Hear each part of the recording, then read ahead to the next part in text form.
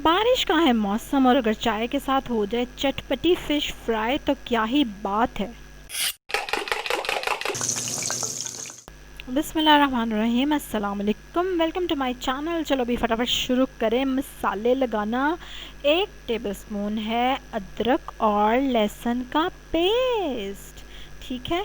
और इसके साथ आपको चाहिए 2 टीस्पून सूखा धनिया पिसा हुआ, 1 टीस्पून कश्मीरी लाल मिर्च, 1.5 टीस्पून लाल मिर्चें और हाफ टी स्पून हल्दी और टैमरिन पेस्ट, इमली का पल्प चाहिए 1 टेबलस्पून। आय हाय हाय, इससे जो खट्टी और चटपटी बनेगी ना। 1 किलो फ़िश है तकरीबन, उसमें आपने सारे मसाले डाल दिए और अच्छे से उसको लगा के रख देंगे। मैंने फ़िश ऑलरेडी ब्राइन की हुई है इसलिए मैंने नमक नहीं डाला, वरना आप आधा टेबलस्पून नमक डाल लेंगे। और उसके बाद इसको मैरिनेशन के लिए छोड़ देंगे। कम से कम 2 घंटे तो ज़रूर रखें, वरना अगर सारी रात रख लें तो क्या ही बात है। और मैंने क्योंकि ब्राइन की हुई है तो इसलिए मैं नहीं रखूँगी इसको, मैं तो इसको मिनटों मिनटी बस फ्राई करूँगी।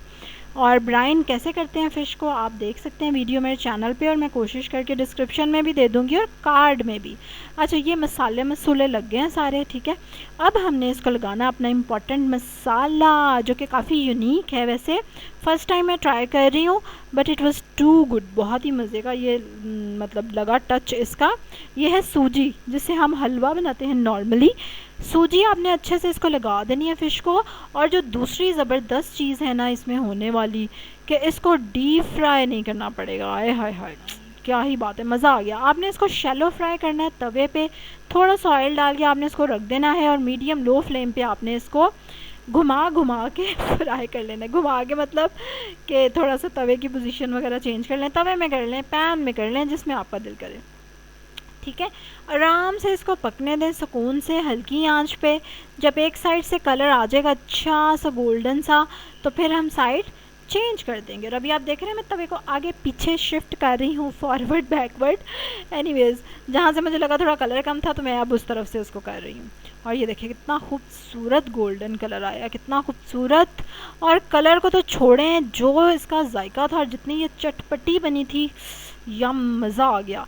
ठीक है, तो बारिशों को एंजॉय करें चटपटी मज़ेदार फ़िश के साथ। और इसी तरह की मज़े की रेसिपीज़ देखने के लिए सब्सक्राइब करें मेरे चैनल को और बेल आइकन पे ज़रूर क्लिक करें।